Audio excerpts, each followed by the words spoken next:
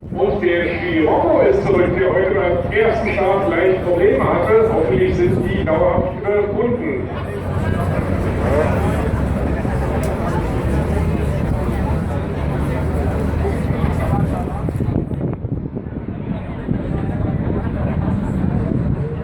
Ein weiterer Golf aus dem Hause